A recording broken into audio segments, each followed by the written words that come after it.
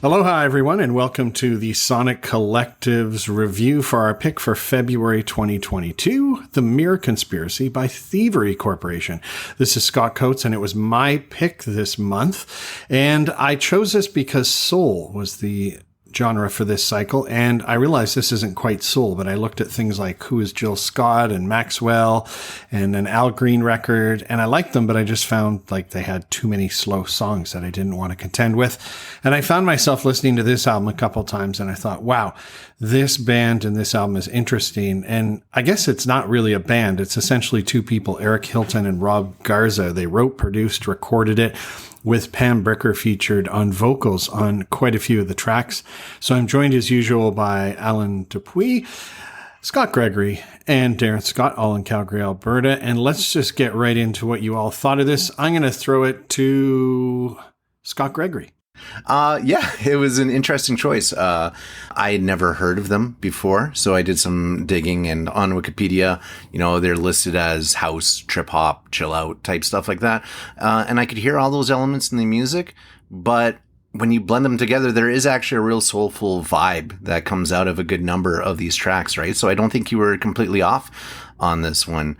I went through a bossa nova phase, and the lyrics, the singing on this, really, it comes through on this. Another artist called Olivia Ong is a bossa nova singer who's from Singapore, and she sings in English, Mandarin, and Japanese. And I find the light accent both endearing in both cases of the musicians on here, and it really adds to the flavor of the music. Yeah, I honestly found it was hard to believe that this was an American band. I'm definitely not like a trip house atmospheric type of guy, so I don't have a lot of reference points to call on immediately to see if this is an American sound. But on my playthroughs, I couldn't help feeling a deep kinship between this album and a band that blew up in the 90s as well called Enigma. And I'm sure everyone has heard Enigma before. They had a similar vibe for me. Obviously, Enigma included more Celtic and then expanded out in some of their later albums into more world cultural influences. But they did release their first 3 albums before this one dropped. So I'm thinking there could be some influence going on here. I'm not too sure, but the sound came through for me. Yeah, Barrio Alto is probably my favorite track on the album. It's an instrumental, but it just bops, and I could definitely listen to it all day. It was definitely a keeper. Le Monde was probably the closest thing to a soul song that I found on the album. It's just such a clear, soulful tone to the singing on this, and it's impossible not to hear that soulfulness coming through, right?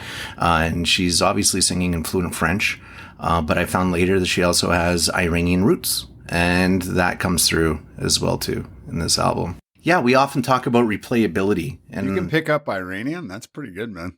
Well, I can pick up French, but then I can read Iranian. Of Iranian in there. Un petit peu soupçon d'Iranien sur ça, certainement. No, I picked up the French, and then I went and I looked and I found the Iranian. So that was part of that background dinging, right? So we often talk about replayability. And I think I could have this entire thing on just loop for days and not get tired of it. It's just perfect background music. It hits me on a level that it doesn't really require me to focus attention on it. And it seems to brighten my mood.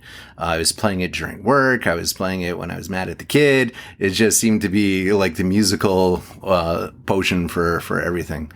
I've been a rap and rock guy for most of my life, but if you guys keep pumping me full of this soulful atmospheric music like you have the last couple of albums, you seriously might just convert me. No cap, as the kids would say these days. As someone that has to split my music time between actually listening to it and just having it on in the background while I'm doing other things, I'm always happy when I can find an album that can be engaged with in either way, and this is one of them. Ale, what about you? Thanks, Scott. Scott Coates, I appreciate that you saved us from some picks with slower songs.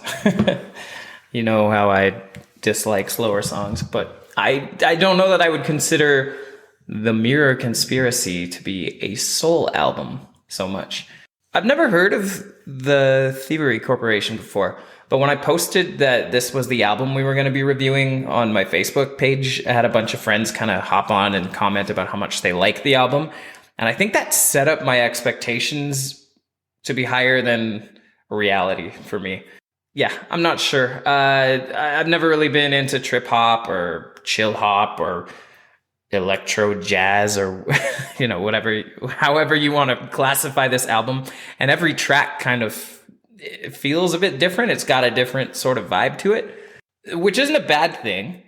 And actually, in saying that in my notes here, I also wrote down that despite the fact that the tracks kind of sound very different from one to the next, it wasn't so different that it felt disjointed. It all still felt cohesive, like it belonged on the same album, which was pretty cool. There were a couple of tracks that kind of stood out to me as ones that I sort of gravitated back to. I really liked Lebanese Blonde. It had this Middle Eastern vibe to it. And I liked the Hong Kong Triad as well. That was it Le Monde you were mentioning before, Scott? The one with the French lady singing? I didn't mind that as well. I don't speak any French, despite having a very, very full French name. I'm a disappointment to a lot of Canadians. But I liked that one as well. The whole album kind of reminded me of music that I used to play back when I was DJing like weddings or corporate events, and like people would be eating dinner and they just wanted some like background noise. I would throw on like this French electro jazz stuff. So I've got kind of conflicted feelings about this album because of that, because it just reminds me of like sitting there being bored watching other people eat. And unfortunately, because this music didn't really emote any sort of like cathartic vibes for me, I also didn't find myself that engaged with it. And usually for albums like this, I would experiment with mind-altering substances of the fungal variety. That is to say, I would drop a couple grams of shrooms and listen to the album, because usually that like opens up my mind and my perspectives are shifted and music just sounds better. But I didn't get a chance to do that this month. So I don't know. It might have to be one that I revisit down the line the next time I decide to trip balls on my couch. But yeah, I don't know. I don't have too much to say about this one, unfortunately. For me, I think it was probably a bit of a miss. Well, you're definitely more familiar with the North American electronic and dubstep and all that stuff than I am. So my question earlier about, is this like a North American sounding album to you, or is this like a Euro feel? Yeah, to me, and like, again, this is not my wheelhouse, so I'm talking purely from my own opinion, which is pulled directly from my ass. It sounds to me a lot more European in nature. Again, kind of evoking this French acid jazz fucking electro shit that I used to play when I was DJing, and that was definitely European. So I don't know. That's a tough question for me to answer, because it doesn't really remind me of anything super American. Cool. Well, I'll jump in. It's Darren here. I'm kind of a bit torn on this album, actually, to be honest. I think Scott mentioned, but it came out in 2000. It was their second album. It's quite long. It's 56 minutes, almost 57, which we've talked about the sweet spot of 45. So it is a bit long, but I guess for what it is very much an atmospheric kind of background soundtrack type of thing. I can see why it is a bit longer, because you just let it loop, I guess, right? So you could kind of just keep extending it. Yeah, I remember the 2000s when this came out. There was a very big kind of lounge scene. It was kind of moving from like the party highballs and paralyzers all night into the lounge scene. Actually, not too dissimilar to what's happening now. There was a bit of it resurgence in kind of the cocktail scene, the lounge scene, the last few years. But back 22 years ago, same thing was happening. And I remember this kind of music coming out. Now, I did not know the Thievery Corporation back then. I might have heard some of this just on some kind of soundtrack. I do remember buying a few, I guess, CDs at the time that would just be this, usually world. It's funny, and I do think it does sound more worldly. What they are using the bossa nova and dub beats and kind of so they are kind of mixing world styles. So there is soul in there. I kind of wrote down soul-esque. So I'm not mad that Scott picked it. I think it definitely was influenced, if not anything, from that category, as with many. But yeah, it just didn't really speak to me, or it honestly just kind of blends into the other songs that I remember from that time. I think for me, it just, it had its place. It wasn't really mine. I was actually quite interested to see what Scott Gregory thought and Alan, which are slightly younger. And I know Scott Coates, you're just a few years younger than me, but because I think I knew friends that were, maybe 6-7 years younger than me that they were kind of the rave scene. They were into this kind of slower kind of lounge music and they loved it. And I bet if they were here, they would be like, oh, I know this band and I love them. But, for me, I think it's just a bit of a personal miss there. I think the test of time is you listen now and it just sounds like it could be just background noise. Like Scott had said, you said you'd love to put it on and it'd make you happy. I wouldn't argue, but I would say if you put on another album from the 2000s that was just like that mixed CD that I had, would it be any different? And personally, I don't think so. But that's just, again, personally me, I'm sure people love them and I'm not taking away from their production style and how they seamed everything together.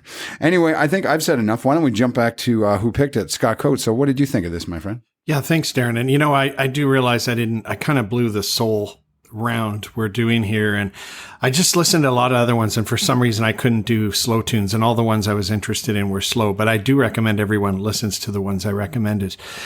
This one, yeah, I like it. I like it a lot. It is in my wheelhouse. I knew about it for a little while. I really like the way it starts off. Treasures is a nice starting track. And I also like A Guide for I and I as the out. Lebanese Blonde, I think, is the big standout. I believe it's their only major hit they've ever had as a band, but it was pretty big. I actually learned about this band I think when this came out, but I didn't listen to any of their other songs because a guy from Calgary that Darren and I know ended up with Perry Farrell from Jane's Addiction in Mexico directing a video for these guys. So that's how I heard about them way back when. A lot of other solid tracks. I like the Hong Kong Triad that somebody had mentioned here. I'd say the others, I like all the tracks. I don't feel any are a dud, but they sort of blend together to me. What I do like about this album is that I can write and work to it, cook, relax, zone out. I even listened to it while having an early morning bike ride this morning. I wouldn't say it's ideal for exercise, but wanted to listen to it again. But I kind of like it for just that general background. I always imagine Darren either smoking or doing edibles to this album because it does sort of seem like the ultimate for that. Alan, I think you should let us know after you've done shrooms. Overall, say it's a nice total package. In a perfect world, I'm always going on about time. Darren mentioned it. That could probably drop 2 to 3 tracks. I really do love the blend of reggae, sitar in there, funk, and it does have that total world sounds. I'd agree. It sounds more European or like a global world music kind of band. But I dig it. I like it. I think it's super unique. I think it could as easily have come out yesterday as 22 years ago. It's sort of a bit of a timeless sound. So I like it a bit more than all of you, but always interested to hear how we all come out on this. So why don't we go around to ratings? Scott Gregory, how did you feel about it? Yeah, like I mentioned before, I really liked it. You know, I have a bit of a French background that I mentioned, and so I enjoyed that portion of it. And I seem to be really vibing with this atmospheric feel to it. The soul, I think, still did come through, and I've always loved Bossa Nova. So all of this fused together gives me an influence of 4 for a rating. Recommend. I love it. So I think everyone should listen to it. I'm going to give it a 5 just on the strength of just being a really well put together album. It knows what it is and it leans into it. So good on it for that. And so overall blended out 4.5. Okay, cool. Alan. I hope this doesn't come across as inauthentic, but when Scott Coates, you were mentioning that you liked music like this for working and stuff, it kind of made me do a second take on my feelings for this album, because I did listen to it a bunch while I was working, and it actually did make really good background noise. You know, maybe my position of like music has to be cathartic doesn't always have to be the case. So I'm gonna actually I'm warming up to this album based on that realization that I've just had. Unfortunately, these scores are still kind of lackluster. It's going to be a 2.5 for recommend. 2.5 for influence my taste. I've bumped that up from a 1 because I think maybe this could go on a background noise working playlist. And would I recommend it? I'm going to give it a 2. It's very interesting, at least to listen through once. It may not be to everyone's liking, but that's okay. And then an overall opinion, I'm going to give it a, I got my notes here as 2.5, somewhere between 2.5 and 3. Let's say 2.75. I'm warming up to it. Okay, cool. That's all fair and good. Darren. Yeah, I mean, hey, it is a good album. There's nothing wrong with this. They obviously are very adored.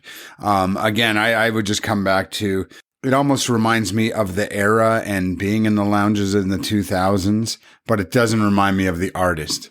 So it's like, I think that's saying something to me. But you did mention, probably would go well with cannabis. And there's a great local licensed producer here in Canada called General Admission. And they just started to do this infused banana kush. It's where they make the joint and they add some keef and then they dip it in oil and like, woo, doggy. It did make this album pretty groovy. So, but then I listened to like Sesame Street and that was also cool. But, yeah, anyway, for me, hey, influence, it didn't really personally influence me. I think it's just in there. I'm on the lower end. I think it's a 2 for me. Would I recommend it? Unfortunately, hey, if you're a little bit younger than me, maybe a bit higher, but that's a 2 for me. I just think this blends in and I'm landing overall at a 2. It's a good album. I just don't think it stands the test of time, maybe as well as some others from that era. I'm going to give this one big marks. Influenced 4.5 because I did listen to this album years ago and it took me down the road of getting into bands like Morshiba and I'm blanking out on some others. I recommend Morshiba. It's a little bit more soul, but very chill background. And one that I really was going to pick for soul, but I didn't because I know the album really, really well. And I like to stick to something I don't know as well is Who is Jill Scott by Jill Scott. So if I had to say the soul pick, I would say go listen to that album. But Influence 4.5, recommend. I'll give it a 5 because I think it's so eclectic. And overall, I'll go for a 4 on this one. So I really enjoy these picks that we get kind of all over the board. Obviously, this is totally in my wheelhouse. 100% of Scots agree that this is a pretty solid one. The other 2 sort of so-so on it, but I appreciate us listening to it. And I always like to hear the feedback on it. And I do encourage you guys to listen to those 2 other albums I mentioned. Who is picking next? I can never seem to remember. It is Alan. Okay, Alan. Yep, do we have to wait or can you give us a hint? Yeah, I can tell you. I think I've got it narrowed down. I elicited some help from my good friend Brian, who knows a lot about soul music, and he gave me a few options that I kind of checked out. And I think the one that resonated with me is Dap Dippin' with Sharon Jones and the Dap Kings. I believe that was released in 2002. Oh, that's so good. You know that one? So good. Oh, yeah. Yeah, I listened to a couple tracks, and it was immediately like, all right, this might be the jam. And it comes in at just under 45 minutes. I think it's actually like 38 minutes or something like that. So it's kind of in the sweet spot. Cool. Yeah, so we'll see how that goes. Awesome. Sounds like a good pick. Thank you to everyone who's listening to this. We hope you enjoyed the pick. Sounds like we got an exciting one for March. So check back on March 1st on the website. You can read about the album. Enjoy the listen. Stay healthy. And we'll be back very shortly on the Sonic Collective.